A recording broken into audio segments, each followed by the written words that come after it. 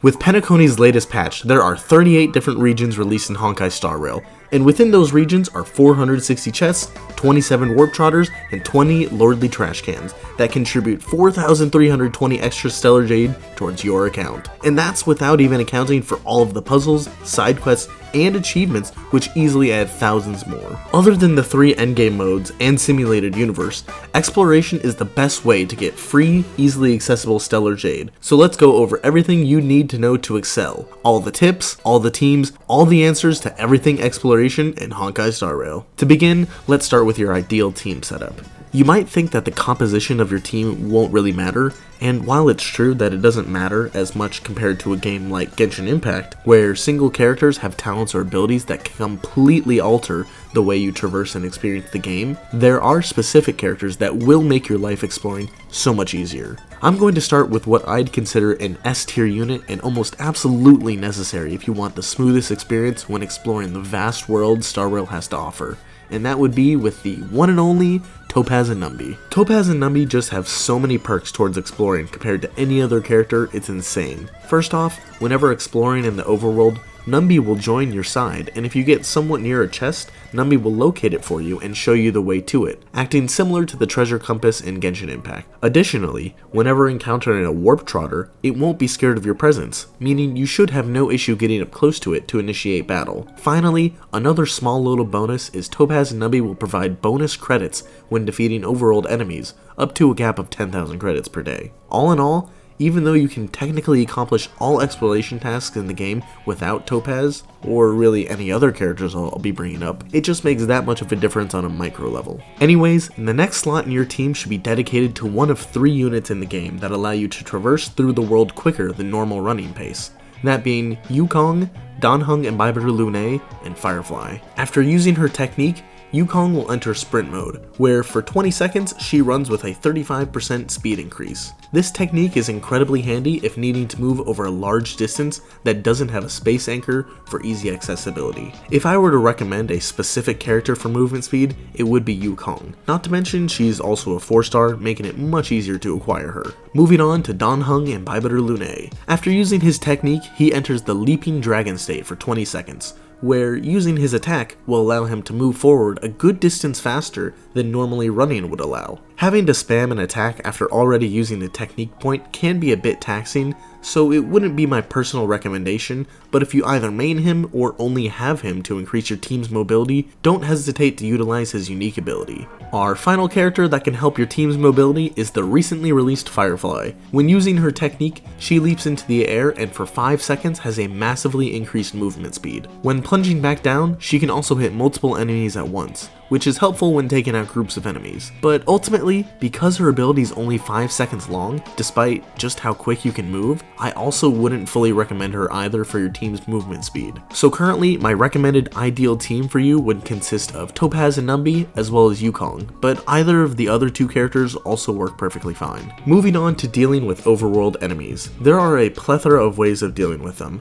but I'll lay out the most efficient and effective ways and fully cover all pros and cons to each. Starting off with the only other character in the game I'd consider S tier for exploration, that being Acheron. As I'm sure you already know, her technique allows you to insta-kill any basic enemy on the map without needing to initiate battle, which is genuinely the biggest time saver I think any current character can provide when traversing the map. If you have Acheron, she should absolutely go right alongside any other characters you're putting into your exploration team. Trust me, you won't regret it. For those of you who don't have Acheron, or simply want an alternative, don't worry, there are about a dozen other characters that can assist with fighting, deflecting, or shielding yourself from enemies. Let's start off with the ones that can be used together with any other character in the game without issue. Our first character is Sampo. His technique will throw a bomb that blinds all enemies in a wide radius around where it lands for 10 seconds. Whilst blinded, enemies are not able to attack or detect your character, allowing you to pass them with no issue, or alternatively, initiate combat with a 100% chance to delay all enemies' action by 25%. Next up is Sparkle, whose technique allows her to become undetectable by enemies for 20 seconds, and when initiating battle, gains the team 3 extra skill points. Moving on, we have Seela. Hers is similar to Sparkle in that when using Seela's technique, she becomes undetectable in her stealth mode for 20 seconds, and when initiating combat she will enter the buff state immediately. Although it should be noted, unlike many other characters listed, if you change the character away from Seela during her technique, it will instantly halt the stealth mode, leaving you vulnerable to enemies. Anyways, next we've got Fu Xuan, who, when activating her technique, will create a barrier around all team members for 20 seconds, making it so any enemy attacks don't initiate combat. Do note that even though enemies cannot hit you or start a battle, they still can detect and follow you. Initiating combat with Fu Xuan's technique active will have her start with her matrix of prescience activated. Then we have Little Ol Huohuo, whose technique creates a small field around Huohuo, and any enemy within that field is inflicted with Horror Struck, making them flee away. When initiating combat with enemies who are currently in the Horror Struck state, their attack is reduced by 25% for 2 turns. Moving on, we've got Argenti, who can daze nearby enemies for 10 seconds in a medium-sized range. When dazed, enemies essentially act as if blind, and cannot detect or attack the player. When initiating combat while an enemy is dazed, Argenti will deal 80% physical damage against the enemies and regain 15 energy. Our final normal enemy dealer is Jade. Upon activating her technique, she activates the blind fealty effect in a set area for 10 seconds. While enemies are affected by blind fealty, they cannot detect or attack the team, and when initiating combat with any enemy affected by blind fealty, Jade will deal 50% of her quantum damage and gain 15 stacks of pond asset. That was a lot of characters that can all be used to help assist you in exploration when dealing with enemies. There are a couple more, but each of them come with a catch. When deploying their techniques, they create something called a dimension. A dimension is an aura around a character that is created via techniques, but only a single dimension can exist at a time. So these character techniques cannot stack with each other, making it impractical to use more than one of these in a single party at any given time. The first on this list is Robin. When using her technique, she creates a dimension around the ally for 15 seconds that pacifies all enemies, additionally making them follow Robin wherever she walks. When entering combat with the dimension active, she'll gain 5 energy at the start of each wave. Next up, we got Dr. Ratio, whose dimension technique creates a small totem that lasts for 10 seconds and taunts all enemies within distance. When entering combat with the dimension active, each single enemy's speed is reduced by 15% for 2 turns. Then we have Jingliu, whose dimension technique freezes all enemies inside the radius for 20 seconds.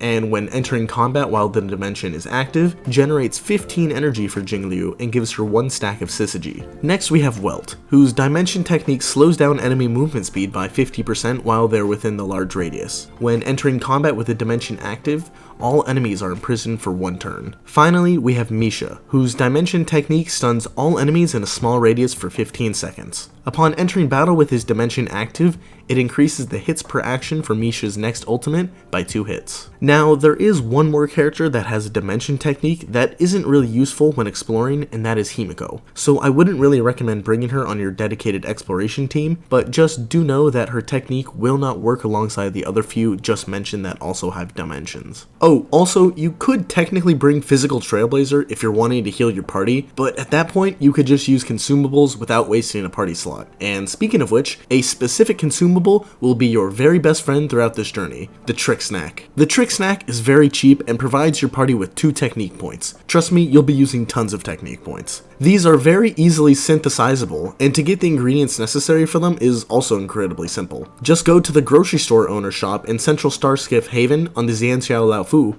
and purchase all of the seed and gaseous liquid. Alternatively, you can farm for these synthesis materials by destroying destructible objects on Eurilo 6, but this way is much quicker, and you'll definitely earn back any money you spend on materials. When exploring, on top of all the different chests and quests you'll be going through, you'll also find lots of enemies that need to be defeated that reward you with stellar jade, experience, and even relic materials. Elite enemies and warp trotters are a part of every region we currently have, and newly introduced in Penacony are the lordly trash cans. My recommendations for beating these enemies if you are struggling goes as follows. For elite enemies, there are so many different types, but I would really play to their weaknesses, even if it means bringing a less built team. If an elite is weak to damage over time, bring damage over time. If they are weak to area of effect, bring lots of area of effect, etc, etc. There are also full guides on YouTube that show different party compositions for every enemy elite in the game to beat. But let's tackle something a little more universal. Warp trotters are relatively easy to beat, but if you are still struggling, here's a few tips. The goal of a trotter is to escape, so generally you don't need to worry about sustain units in your team. Focus on breaking the trotter's weakness bar by bringing allies whose elements are either quantum, physical, or imaginary.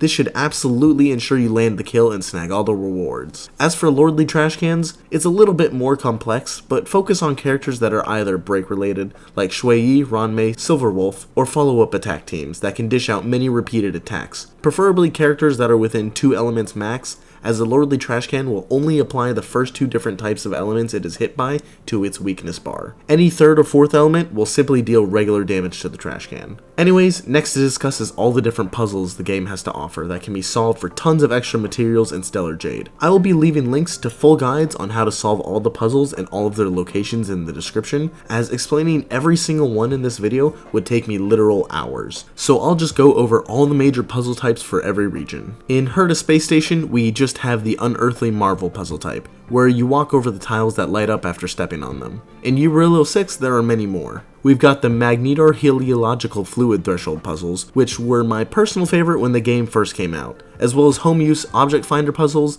the Fool's Box, and the Minecart test. All of these provide a ton of stellar jade for completing. Moving on to the Xianxiao Laofu, we have even more puzzle types, starting off with the remote side crane puzzles, as well as the shifting screen one. The Laofu also has my second favorite type of puzzle at launch, the Hexanexus puzzles. They were just so simple yet fun to play, plus the little bit of story that went along with them. There's also the Lumen Flux Pixis, Mutar Magus, and the Navigation Compass. Oh, and definitely can't forget about Abacus Circuitry. Lastly, we have all the different Penacony type puzzles, which are definitely the most complex. The main one is the Dream Ticker, definitely my favorite kind of puzzle Hoyo has ever made, just so unique and actually challenging at times. But then Penacony also has the Hanu adventure scenes, and finally, finding all of the origami birds. I know there are a few minor puzzles I left out, but those are either extremely simple or happen once and never again. We've covered a ton of things today, but ultimately there is one secret cheat code I've been purposely leaving out, as it pretty much has all the answers to any problem you might encounter. And that is the Honkai starrail interactive map on HoYoLab, made by HoYoverse directly. This map has all the locations of every single puzzle, treasure chest, elite enemy, book, shop, etc. I will leave the link for the interactive map down below in the description. In fact, it will be the very first link, and I highly recommend using it when trying to fully explore and complete the game. All previous tips I've mentioned are still 100% valid for those wishing to complete exploration with or without the interactive map. It's just having the answer key on your phone or another monitor really does help streamline the process. Anyways, that's all for today. Like the video and subscribe to the channel. I'll be continuing to put out more content just like this in the near future, and if you're interested in getting to know me further, or just join a great small community of gacha game players, I do have a Discord which will be linked in the pinned comment down below. Thank you all so much for watching. I'll see y'all next time. Sir Epic out.